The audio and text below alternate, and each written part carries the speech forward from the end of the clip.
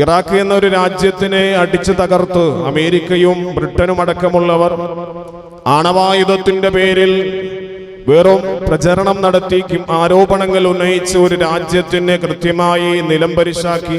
രാജ്യത്തിന്റെ പ്രധാനപ്പെട്ട ഒരു മനുഷ്യനെ, സദ്ദാം ഹുസൈനെ, ബലിപ്പെരുന്നാളിന്റെ ദിവസത്തിൽ തൂക്കിലേറ്റിയിട്ട് മുസ്ലിം സമുദായത്തെ അപമാനിച്ച ഒരു വാർത്തകളൊക്കെ നാം കേട്ടതാണ്. ഇന്ന് ഇറാഖിന്റെ അവസ്ഥയും ഇറാഖ് അതിന് നേടിയെടുക്കാൻ കഴിയാതിരിക്കുന്നതിന്റെ മുന്നേറ്റങ്ങളും ഒക്കെ പലപ്പോഴും നമ്മുടെ ശ്രദ്ധയിൽപ്പെട്ടിട്ടുണ്ടാകും. ഇസ്രായേൽ ആണവായുധത്തിന്റെ പേരിൽ ഇറാനിനെ ആദ്യം ആക്രമിച്ചു. നമുക്കറിയാം, ഇന്ന് ഇസ്രായേൽ എന്ന ഭീകരമായ രാഷ്ട്രം ഇറാനെ ആക്രമിക്കുന്നതിനോടൊപ്പം തന്നെ മറുഭാഗത്ത് കൊല്ലങ്ങളായിട്ട് ഫലസ്തീനിലെ പാവപ്പെട്ട പിഞ്ചുമക്കളെ കൊന്നൊടുക്കിക്കൊണ്ടിരിക്കുകയാണ്. ഒരു ഭാഗത്ത് ഇറാനെതിരെ മിസൈലുകളും ഇറാനെതിരെ ക്രൂരമായ ബോംബ് വർഷങ്ങളും ഈ ഭാഗത്ത് നടത്തിക്കൊണ്ടിരിക്കുമ്പോഴും ഇന്നലെയും 149 പേരാണ് മരിച്ചു വീണത് ഫലസ്തീനിൽ. നാം ആരും കാണുന്നില്ല. അതിൽ 29 പേർ ഭക്ഷണത്തിനു വേണ്ടി ഭക്ഷണത്തിനു വേണ്ടി വിശന്ന് വലഞ്ഞ് ക്യൂ നിന്നവരാണ് എന്ന കാര്യം നാം മറന്നു പോകരുത്. ഇങ്ങനെ രണ്ട് ഭാഗത്തും ഇസ്രായേലിന്റെ ഭീകരതകൾ താണ്ഡവമാടിക്കൊണ്ടിരിക്കുമ്പോൾ രണ്ട് കാര്യങ്ങൾ നാം ഒന്ന് മനസ്സിലാക്കേണ്ടതുണ്ട്. എന്തിനാണ് ഇസ്രായേൽ ഇന്ന് ഇറാനെ ആക്രമിച്ചു കൊണ്ടിരിക്കുന്നത്? അതിന് പ്രധാനമായിട്ടും രണ്ട് കാര്യങ്ങളാണ്. ഒന്ന്, ഇറാഖിൽ സംഭവിച്ചതുപോലെ അമേരിക്കയും അതുപോലെ ബ്രിട്ടനും അടക്കമുള്ളവർ ആരോപിച്ചതുപോലെ ഇറാഖിനെ തകർക്കാൻ വേണ്ടി എടുത്ത ചതിപ്രയോഗം പോലെ അത് പ്രചരണങ്ങളായി പരസ്യങ്ങളായി പുറത്തേക്ക് വിട്ടിട്ട് ആ രാജ്യത്തിനെ ആണവായുധത്തിന്റെ കേന്ദ്രമാക്കി ജനങ്ങൾക്ക് മുൻപിൽ അവതരിപ്പിച്ചതിനു ശേഷം അതിനെ ആ രാജ്യത്തിനെ തകർക്കാൻ വേണ്ടി ശ്രമിക്കുന്നത് പോലെ ഇന്ന് ഇറാനിലെ ഒരു ആരോപണം ഉന്നയിച്ചിരിക്കുകയാണ്. ഇറാൻ ആണവായുധം ഉണ്ടാക്കുന്ന രാജ്യമാണ്. ആണവായുധം കൊണ്ട് ഇസ്രയേലിനെ നശിപ്പിക്കുമെന്ന കിംവദന്തി പരത്തിക്കൊണ്ടാണ് ഇസ്രയേൽ ആദ്യമായിട്ട് ഇറാനിലേക്ക് മിസൈലുകൾ തൊടുത്തുവിട്ടത്. ഇസ്രയേലിലെ പരമോന്നത നേതാക്കളടക്കമുള്ളവർ, ശാസ്ത്ര അതുപോലെ മേഖലയിൽ പ്രവർത്തിക്കുന്ന സമുന്നതരായ നേതാക്കന്മാരടക്കമുള്ളവർ ആ ആക്രമണത്തിൽ കൊല്ലപ്പെട്ടു. നാം ഒന്ന് മനസ്സിലാക്കി നോക്കുമ്പോ ഇറാൻ കൃത്യമായി ഇസ്രയേലിനെതിരെ രൂക്ഷമായ ഭാഷയിൽ മറുപടി നൽകിക്കൊണ്ടിരിക്കുമ്പോഴും സായുധമായി പോരാടിക്കൊണ്ടിരിക്കുമ്പോഴും നാം ഒന്ന് മനസ്സിലാക്കേണ്ടത്, ഇസ്രയേൽ എന്ന ഭീകരമായ രാഷ്ട്രം, ഞാനും നിങ്ങളും നമ്മുടെ മനസ്സിൽ ഒരു പക്ഷേ വിശ്വാസിയുടെ മനസ്സിൽ ഇസ്രയേൽ തകരണമെന്ന് ആഗ്രഹിക്കുന്നവരാണ്. ഞാൻ അടക്കമുള്ളവർ ഇസ്രയേൽ തകർന്ന് കാണണമെന്ന് ആഗ്രഹിക്കുന്നവരാണ്.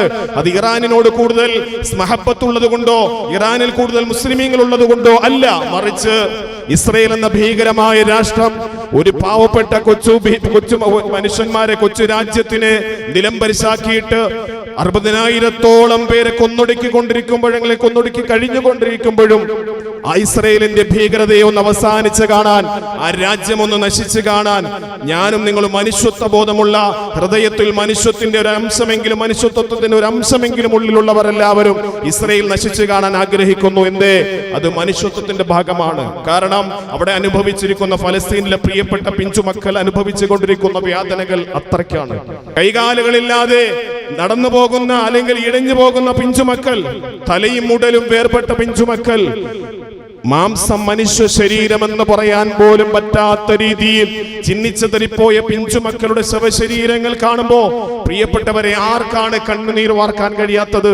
ഇസ്രയേൽ രണ്ടാമത് കൈവച്ചിരിക്കുന്ന ഇറാൻ എന്ന രാഷ്ട്രത്തെയാണ്. ഇറാൻ എന്ന രാഷ്ട്രത്തിൽ ആരോപിച്ചിരിക്കുന്നത് പോലെ എല്ലാ പ്രാവശ്യവും അമേരിക്കയും കിങ്കരന്മാരും ജനങ്ങൾക്കിടയിൽ പ്രചരണം നടത്തുന്നത് പോലെ ആണവായുധം ഉണ്ടാക്കുന്നു എന്ന കൃത്യമായ ആരോപണം നടത്തിക്കൊണ്ടാണ് ഇസ്രയേൽ ഇന്ന് ആക്രമണം നടത്തിക്കൊണ്ടിരിക്കുന്നത്. ഒരു പരമാധികാര രാജ്യത്തിന്റെ സ്വാതന്ത്ര്യത്തെ കൈകടത്താൻ മറ്റൊരു രാജ്യത്തിന് അവകാശമില്ല. 450-ൽ പരം ആണവായുധങ്ങൾ കൈക്കലാക്കിയിരിക്കുന്ന അല്ലെങ്കിൽ ഉണ്ടാക്കി സൂക്ഷിച്ചു വെച്ചിരിക്കുന്ന ഇസ്രയേലാണ് മറ്റൊരു രാഷ്ട്രത്തിന് ആണവായുധം ഉപയോഗിക്കാൻ പാടില്ല അല്ലെങ്കിൽ ആണവായുധത്തിന്റെ പേരിൽ ആ രാജ്യത്തെ തകർക്കാൻ വേണ്ടി ശ്രമിച്ചുകൊണ്ടിരിക്കുന്നത്. ഇത് തീർച്ചയായിട്ടും പറഞ്ഞാൽ ഇതൊരു വേശ്യ പെണ്ണിന്റെ ചാരിത്ര പ്രസംഗം പോലെ എന്ന് മാത്രമേ നമുക്ക് വിശേഷിപ്പിക്കാൻ കഴിയുകയുള്ളൂ. എനിക്കെന്തും ചെയ്യാൻ, മറ്റാർക്കും ഒന്നും ചെയ്യാൻ പാടില്ല. ഇന്നലെ സൊറോക്കോ എന്ന ഹോസ്പിറ്റലിന്റെ മുകളിലേക്ക് ഇറാനിന്റെ മിസൈൽ പതിച്ചപ്പോ നെതന്യാഹു പറഞ്ഞത് യുദ്ധക്കുറ്റമത്രേ. ഒരു ഹോസ്പിറ്റലിന്റെ മുകളിലേക്ക് ഇറാൻ വിട്ട ഒരു മിസൈലിന്റെ ഒരു അല്പഭാഗം ചെന്ന് പതിച്ചപ്പോ നെതന്യാഹുവിന് വെപ്രാളമായി, ബേജാറായി. അതൊരു യുദ്ധക്കുറ്റമാണത്രേ. വർഷങ്ങളായിട്ട് ഫലസ്തീനിലെ പ്രിയപ്പെട്ട മക്കളെ ചികിത്സിക്കാൻ വേണ്ടി വകയില്ലാതെ, ചികിത്സിക്കാൻ ഒരിടമില്ലാതെ ആതുരാലയങ്ങളെ മുഴുവനും നശിപ്പിച്ചു കളഞ്ഞ ഇസ്രയേലിലെ പിഞ്ചുമക്കൾ തന്റെ മുന്നിൽ ബോംബിന്റെ ചീളുകൾ വീണ് ചിന്നിച്ചതറി മാംസളഭാഗങ്ങൾ ചിന്നിച്ചതറി പോയിട്ടും അവിടെ തുന്നിക്കെട്ടാൻ ഒരു ഹോസ്പിറ്റൽ ഇല്ലാതെ, ഒരു പാരസെറ്റാമോളിന്റെ ഗുളിക പോലും കിട്ടാൻ ലഭ്യമാകാതെ എല്ലാം തകർത്ത് തരിപ്പണമാക്കിയപ്പോ പോലും അന്ന് നെതന്യാഹുവിന് ഓർമ്മ വന്നിട്ടില്ല പ്രിയപ്പെട്ടവരെ, ഇത് യുദ്ധക്കുറ്റമാണെന്ന്.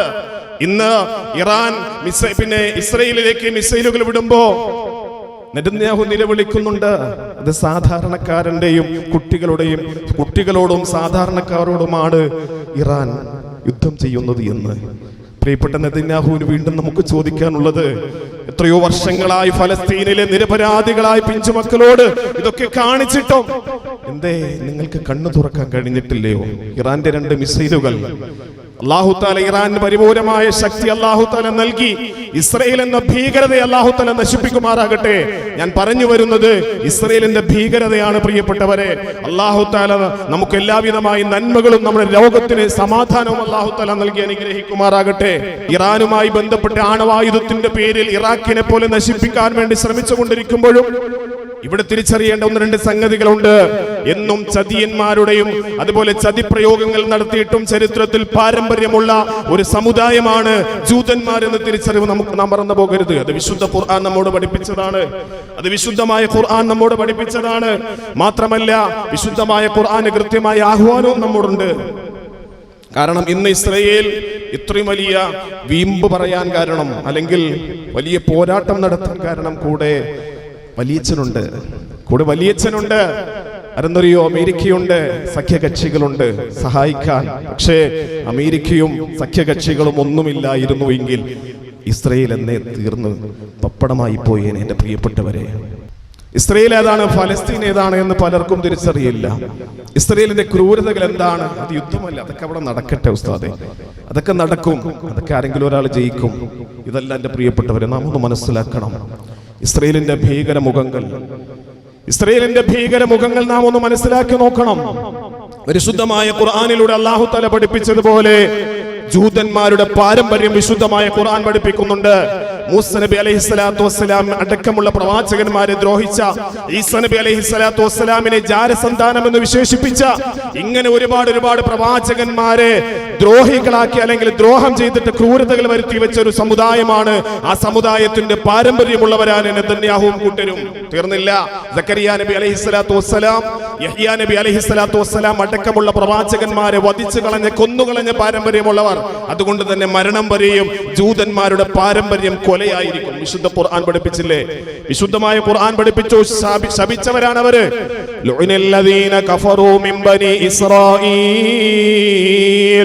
അലാ ലിസാനി ദാവൂദ വ ഈസ ഇബ്നു മർയം ദാലിക ബിമാ അസൗ വ കാനൂ യഅ്തദൂൻ. വിശുദ്ധമായ ഖുർആൻ അവരെ സംബന്ധിച്ച് പരിചയപ്പെടുത്തിയവര് ആ ജൂതന്മാർ യഹൂദികൾ ആരായിരുന്നെന്നറിയോ? പരിശുദ്ധ ഖുർആൻ നമ്മോട് പഠിപ്പിക്കുന്നുണ്ട്. ലുഇനല്ലദീന കഫറൂ മിൻ ബനി ഇസ്രായീൽ അലാ ലിസാനി ദാവൂദ വ ഈസ ഇബ്നു മർയം. ഈസ നബി അലൈഹിസ്സലാത്തു വസ്സലാമിന്റെ നാവിലൂടെ ശാപങ്ങളേറ്റവരാണ്. അതുപോലെ ദാവൂദ് നബി അലൈഹിസ്സലാത്തു വസ്സലാമിന്റെ അധരങ്ങളിലൂടെ ശാപഭാഷങ്ങൾ ചൊരിഞ്ഞവരാണ്, അത് ഏറ്റവരാണ് ആ ഇസ്രായേലി സമൂഹമെന്ന് വിശുദ്ധമായ ഖുർആൻ. എന്തേ കാരണം? ദാലിക ബിമാ അസൗ വ കാനൂ യഅ്തദൂൻ. അത്രയ്ക്ക് അതിര് കടന്ന പ്രവർത്തനം അവർ ചെയ്തത്. അമ്പിയാക്കളെ കൊന്ന പാരമ്പര്യം, പ്രവാചകന്മാരെ ക്രൂരമായി ദ്രോഹിച്ച പാരമ്പര്യമുള്ളവരാണവർ. അതുകൊണ്ട് തന്നെ അത് അവരുടെ പാരമ്പര്യം, ആ ചതിയുടെയും വഞ്ചനയുടെയും ഒക്കെ പാരമ്പര്യം അവരുടെ രക്തത്തിൽ അലിഞ്ഞു ചേർന്നതാണ്. അതൊരിക്കലും മാറുകയില്ല. അതല്ലേ ഹിറ്റ്ലർ പറഞ്ഞത്? ഹിറ്റ്ലർ പറഞ്ഞല്ലോ, ജൂതന്മാരെ എല്ലാം കൂട്ടമായി കൊലപ്പെടുത്തിയിട്ട് ഹിറ്റ്ലർ പറഞ്ഞു അത്രേ. എന്താ പറഞ്ഞതെന്നറിയോ? ഞാൻ ജൂതന്മാരെ മുഴുവനും കൊലപ്പെടുത്താറില്ല, ഞാൻ ജൂതന്മാരെ മുഴുവനും ഞാൻ കൊല്ലുന്നില്ല, കുറച്ചുപേരെ ഈ ഭൂമിക്ക് മുകളിൽ ഞാൻ വെച്ചേക്കിട്ടുണ്ട്. എന്തിനെന്നറിയോ? എന്തിനാണ് ഞാൻ ജൂതന്മാരെ കൊന്നത് എന്ന് ഇവരുടെ ജീവിതത്തിലൂടെ നിങ്ങൾ തിരിച്ചറിയണം.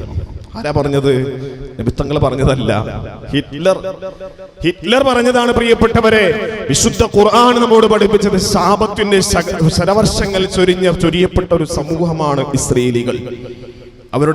എന്നും അവരുടെ സ്വഭാവവും സംസ്കാരവും കൊലയും ഒക്കെ തന്നെയാണ്.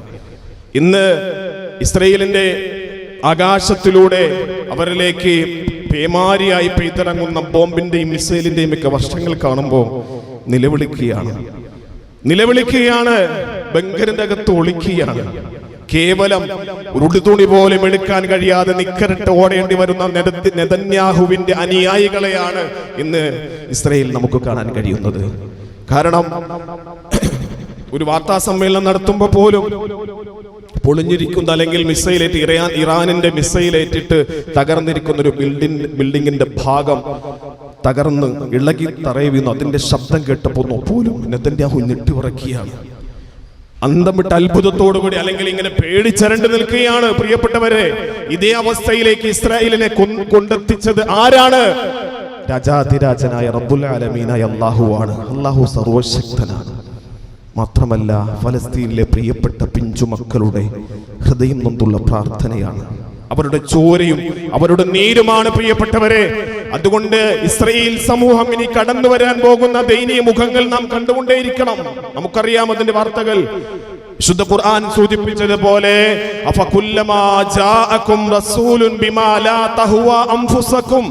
അവരെ സംബന്ധിച്ച് വിശുദ്ധ ഖുർആൻ പരിചയപ്പെടുത്തിയത് അവരുടെ തോന്നിയാസങ്ങൾക്ക് ഇടം നൽകാതെ കൃത്യമായി അല്ലാഹുവിന്റെ മാർഗദർശനങ്ങൾ കൃത്യമായി പറയപ്പെടുന്ന പ്രവാചകന്മാർ അവരിലേക്ക് കടന്നു വന്നപ്പോ, നിങ്ങളിലേക്ക് കടന്നു വന്നപ്പോ, ആ പ്രവാചകന്മാർക്ക് മുന്നിൽ അവരത് സ്വീകരിക്കാൻ തയ്യാറാകാതെ ഇസ്തക്ബർതും, അഹങ്കാരത്തിന്റെ ആൽരൂപങ്ങളായി അവർ മാറിയത്രേ വിശുദ്ധ ഖുർആൻ. ഇസ്തക്ബർതും, അവർ അഹങ്കാരികളായി തീർന്നില്ല. ഫഫരീഖൻ കദ്ദബ്തും വഫരീഖൻ തഖ്തുലൂൻ, അവർ ഉപദേശിക്കാൻ വേണ്ടി ചെന്ന പ്രവാചകന്മാരെ ചിലരെ അവർ കളവാക്കി മാറ്റി, കള്ളന്മാരാക്കി മാറ്റി, ചിലരെ അവർ കൊന്നുകളഞ്ഞു. യഹ്യാ നബി അലൈഹിസ്സലാത്തു വസ്സലാമിനടക്കമുള്ള, സക്കരിയ നബി അലൈഹിസ്സലാത്തു വസ്സലാമിനടക്കമുള്ള പ്രവാചകന്മാരെ കൊന്നവര് വിശുദ്ധമായ ഖുർആൻ പഠിപ്പിച്ചു. മാത്രമല്ല, ജൂതന്റെ പാരമ്പര്യം അറിയണോ പ്രിയപ്പെട്ടവരെ? അല്ലാഹുവിന്റെ ഹബീബായ നബി സല്ലല്ലാഹു അലൈഹി വസല്ലമ തങ്ങളെ പോലും ചതിച്ച് കൊലപ്പെടുത്താൻ വേണ്ടി ശ്രമിച്ച ഈ ഭൂമി ലോകത്തെ ഒരേ ഒരു ജനത അത് ജൂതന്മാർ മാത്രമാണ്. മക്ക മുശ്രിക്കുകൾ പോലും റസൂലുള്ളാഹി തങ്ങളെ കൊല്ലാൻ വേണ്ടി ശ്രമിച്ചു. മക്ക മുശ്രിക്കുകൾ നബി സല്ലല്ലാഹു അലൈഹി വസല്ലമ തങ്ങളെ നേർക്ക് നേരെ യുദ്ധം നടത്തി കൊല്ലാൻ ശ്രമിച്ചു. അല്ലാതെയും ഒക്കെ കൊല്ലാനുള്ള ശ്രമങ്ങൾ നടത്തി. പക്ഷേ ചതിപ്രയോഗത്തിലൂടെ ഈ പ്രവാചകനെ, അല്ലാഹുവിന്റെ ഹബീബായ നബി തങ്ങളെ ചതിപ്രയോഗത്തിലൂടെ കൊല്ലാൻ വേണ്ടി ശ്രമിച്ച ആകാശത്തിന് കീഴിൽ ഭൂമിക്ക് മുകളിലുള്ള ഒരേ ഒരു ജനത അത് ജൂതന്മാരാണെന്ന് വിശുദ്ധമായ ഗ്രന്ഥങ്ങൾ നമ്മോട് പഠിപ്പിക്കുന്നു. നമുക്കറിയണോ, അല്ലാഹുവിന്റെ ഹബീബായ നബി സല്ലല്ലാഹു അലൈഹി വസല്ലമ തങ്ങള് ബനൂ നുളൈർ എന്ന ഒരു പ്രദേശം, ആ ബനൂ നുളൈറിലേക്ക് റസൂലുള്ളാഹി സ്വല്ലല്ലാഹു അലൈഹി വസല്ലമ തങ്ങൾ ബനൂ നുളൈറിലെ ഒരു മതിലിന് താഴെ അടിഭാഗത്തായിട്ട് റസൂലുള്ളാഹി തങ്ങൾ ഇങ്ങനെ ചാരിയിരിക്കുകയാണ്. അവിടുത്തെ കാറ്റും അവിടുത്തെ ശുദ്ധമായ വായുവും ഒക്കെ കൃത്യമായി ശ്വസിച്ചുകൊണ്ട് സന്തോഷത്തോടുകൂടി നബി തങ്ങൾ ഇരിക്കുന്ന യഹൂദികൾ കണ്ടു അത്രേ. വിശുദ്ധമായ ഹദീസിൽ കാണാം, ഫഹമ്മു ബിഇൽഖാഇ ഹജറിൻ അലൈഹി, ആ നബി തങ്ങൾ ഇരിക്കുന്ന മതിലിന്റെ മുകൾ ഭാഗം ഭയങ്കര ഭയാനകമായ ഒരു കുന്നാണ്. ആ കുന്നിലേക്ക് യഹൂദികൾ, ജൂതന്മാർ കടന്നു ചെന്നിട്ട് അല്ലാഹുവിന്റെ ഹബീബായ നബി തങ്ങളെ മുകളിലിരിക്കുന്ന പാറ ഉരുട്ടി റസൂലുള്ളാഹിയുടെ തലയ്ക്കുമീതെ ഇടാൻ വേണ്ടി ശ്രമിച്ച്, എന്റെ പ്രിയപ്പെട്ടവരെ, അംറു ബിൻ ജിഹാഷ് എന്ന യഹൂദിയായിരുന്നു. അവിടെ ഇടപെട്ടു നസലുൽ അമീൻ മലക്ക് ജിബ്രീൽ അലൈഹിസ്സലാത്തു വസ്സലാം കടന്നു വന്നിട്ട്, യാ റസൂലല്ലാഹ്, അങ്ങ് ഇരിക്കുന്ന ഭാഗത്തുനിന്നും അങ്ങൊന്ന് മാറണം നബിയേ. കാരണം എന്റെ യഹൂദികൾ അങ്ങേക്ക് മുകളിൽ തലയ്ക്കുമീതെ പാറ ഉരുട്ടി കൊല്ലാൻ വേണ്ടി അങ്ങേ കൊല്ലാൻ വേണ്ടി ശ്രമിച്ചു കൊണ്ടിരിക്കുന്നുണ്ട് നബിയെ, അങ്ങ് മാറണം. നബി തങ്ങൾ അവിടെ നിന്ന് അങ്ങോട്ട്, ജിബ്രീലിന്റെ കൽപ്പന വന്നു, അങ്ങോട്ട് മാറിയ സമയം അവർ പാറ ഉരുട്ടി തറയിലേക്ക് ഇട്ടു. റസൂലുള്ളാഹി തങ്ങൾ ആ സ്ഥലത്ത് ഇരുന്നുവെങ്കിൽ കൃത്യമായി നബിയുടെ തലയ്ക്കുമീതെയാകുമായിരുന്നു ആ പാറ വീണത്. പക്ഷേ നസലുൽ അമീൻ മലക്ക് ജിബ്രീൽ അലൈഹിസ്സലാത്തു വസ്സലാം കടന്നു വന്നിട്ട് അല്ലാഹുവിന്റെ ഹബീബായി നബി തങ്ങൾക്ക് വഹി അറിയിച്ചു. നബി തങ്ങളെ കൊല്ലാൻ വേണ്ടി, നബി തങ്ങളെ കൊല്ലാൻ പോലും ചതിയിലൂടെ കൊലപ്പെടുത്താൻ വേണ്ടി ശ്രമിച്ചവരാണ്. സൈനബ് എന്ന ഒരു സ്ത്രീ ഉണ്ടായിരുന്നു യഹൂദികൾ. വിശുദ്ധമായ ഹദീസിൽ കാണാം, അവരെ സുഭിക്ഷമായ രീതിയിൽ ഒരു ഭക്ഷണമുണ്ടാക്കി, നിബിത്തങ്ങളെയും സ്വഹാബത്തിനെയും ഒക്കെ ഭക്ഷണത്തിന് വേണ്ടി ശ്രമിച്ചു. നല്ല ആടിനെ കറത്തി നല്ലതുപോലെ കറി വെച്ചു. എന്നിട്ട് ആ സൽക്കാരത്തിലേക്ക് നിബിത്തങ്ങളെയും സ്വഹാബത്തിനെയും ക്ഷണിച്ചു അത്രേ. നബിയും സ്വഹാബത്തും കൂടി ഭക്ഷണം കഴിക്കാൻ വേണ്ടി കടന്നുപോയി. അവരുടെ വീട്ടിലേക്ക് കടന്നു ചെന്നോ, ഭക്ഷണം അവിടെ മുന്നിലേക്ക് കൊണ്ടുവന്നോ. നബിത്തങ്ങളും സ്വഹാബത്തും കഴിക്കാൻ വേണ്ടി കടന്നിരിക്കുമ്പോ പ്രിയപ്പെട്ടവരെ നസലുൽ അമീൻ മലക്ക് ജിബ്രീൽ അലൈഹിസ്സലാത്തു വസ്സലാം കടന്നു വന്നിട്ട് പറയുന്നു, നബിയേ ആ ഭക്ഷണം കഴിക്കരുതേ നബിയേ, അതിൽ വിഷമാണ്, അതിൽ വിഷം ചേർത്ത ഭക്ഷണമാണ് നബിയേ, അങ്ങയും സ്വഹാബത്തിനെയും കൊല്ലാൻ വേണ്ടി യഹൂദികൾ ചെയ്ത പണിയാണ് നബിയേ. നസലുൽ അമീൻ മലക്ക് ജിബ്രീൽ അലൈഹിസ്സലാത്തു വസ്സലാം കടന്നു വന്ന് പറഞ്ഞപ്പോ റസൂലുള്ളാഹി സ്വല്ലല്ലാഹു അലൈഹി വസല്ലം തങ്ങളെ സ്വഹാബത്തിനോട് പറഞ്ഞു, സ്വഹാബാ ഇർഫഉ ഐദിയകും യാ സ്വഹാബാ, നിങ്ങളുടെ ഭക്ഷണത്തിൽ നിങ്ങൾ കൈകൾ പൊക്കി മാറ്റണം സ്വഹാബത്തെ, നിങ്ങളുടെ ഭക്ഷണത്തിൽ നിങ്ങൾ കൈകൾ മാറ്റണം സ്വഹാബാ. ഇർഫഉ ഐദിയകും ഫഇന്നഹാ അഖ്ബർതനി അന്നഹാ മസ്മൂമ, അത് വിഷം ചേർക്കപ്പെട്ട ഭക്ഷണമാണെന്ന് ജിബ്രീൽ എന്നോട് വന്ന് പറഞ്ഞു സ്വഹാബത്തെ കഴിക്കരുതേ. എന്താ യഹൂദികൾ ജൂത സ്ത്രീ ചെയ്തതാണ്.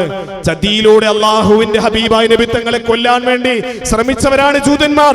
അന്നും ഇന്നും നെതന്യാഹു മാത്രമല്ല, നെതന്യാഹുവിന്റെ വലിയച്ഛന്മാരടക്കമുള്ളവര്, പൂർവ്വപിതാക്കന്മാരടക്കമുള്ളവർ, ജൂത പാരമ്പര്യമുള്ളവർ, വിശുദ്ധ ഖുർആൻ പഠിപ്പിച്ചത് അവരൊക്കെ ക്രൂരന്മാരും ഭീകരന്മാരും ലോക സമാധാനത്തിന്റെ തീരാ നഷ്ടങ്ങളും അല്ലെങ്കിൽ ലോക സമാധാനത്തിന്റെ പ്രത്യാഘാതങ്ങളുമാണ്, അല്ലെങ്കിൽ ഭീകരതയുടെ മുഖങ്ങളും കൂടിയാണ് എന്ന കാര്യം നാം മറന്നു പോകരുതേ. അതുകൊണ്ട് പ്രിയപ്പെട്ടവരെ, ഇസ്രയേൽ ഒരു ബോംബ് വർഷം വീഴുമ്പോൾ, ഒരു ബോംബിന്റെ ചീള് വീഴുമ്പോൾ നെഞ്ചുരുണ്ടി മരിക്കേണ്ടവരല്ല മുഅ്മിനീങ്ങൾ. ഇസ്രയേലിൽ ഒരു ബോംബ് വീഴുമ്പോ നെഞ്ചുരുങ്ങി നിലവിളിക്കേണ്ടവരല്ല വിശ്വാസികള്. അങ്ങനെയായിരുന്നുവെങ്കിൽ ഫലസ്തീൻ മക്കൾക്ക് വേണ്ടി നാം കരയണമായിരുന്നു, ഫലസ്തീൻ മക്കൾക്ക് വേണ്ടി കരയണമായിരുന്നു.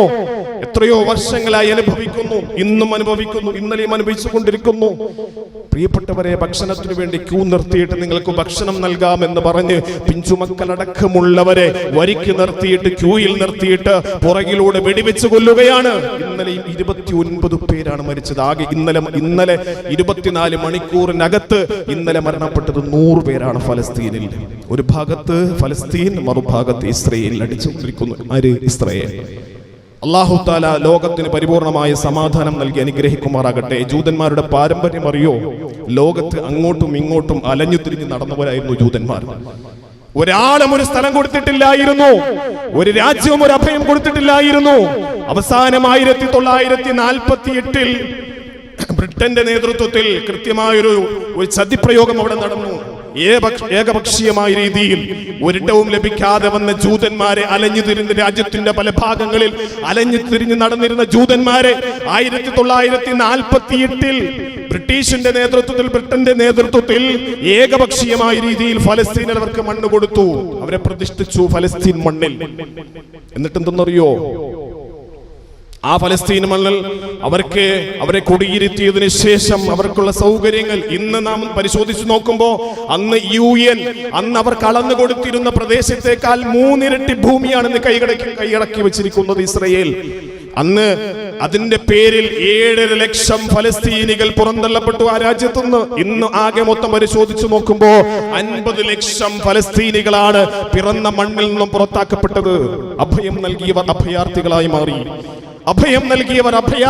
മാറി ഫലസ്തീനിൽ. അതാണ് കണ്ടുകൊണ്ടിരിക്കുന്നത്. പ്രിയപ്പെട്ടവരെ, അങ്ങനെയുള്ള സമൂഹമാണ് ഇസ്രയേലി ജൂതന്മാരെന്ന് പറയുന്നത്. എന്റെ വീട്ടിലോ എന്റെ കുടുംബത്തിലോ നിങ്ങളിലോ നിങ്ങളുടെ വീട്ടിലോ ഒക്കെ നിങ്ങൾക്ക് കൃത്യമായി പ്രമാണമുള്ള ഒരു വസ്തു മറ്റൊരാൾ കൈയടക്കി വെച്ചാൽ എന്തായിരിക്കും നിങ്ങളുടെ പ്രതിരോധം? എങ്ങനെയായിരിക്കും? ഇന്ന് അഭയം നൽകിയ ഒരു സമൂഹം, അവരെ സഹായിച്ച ഒരു സമൂഹം അഭയാർത്ഥികളായി അവരുടെ മുന്നിലുള്ള ചോരയും നീരും, അല്ലെങ്കിൽ തലയില്ലാത്ത ശരീരങ്ങളും കുടലില്ലാത്ത ശരീരങ്ങളും ഒക്കെയായി മാറിക്കൊണ്ടിരിക്കുന്നു. അള്ളാഹു അവർക്ക് പരിപൂർണമായ വിജയം നൽകി അനുഗ്രഹിക്കുമാറാകട്ടെ. അതുകൊണ്ട് പ്രിയപ്പെട്ടവരെ, നാം ഒന്ന് മനസ്സിലാക്കി നോക്കണം, ലോകം തീർച്ചയായും അല്ലാഹു സുബ്ഹാനഹു വ തആലയാണ് നിയന്ത്രിക്കുന്നത്.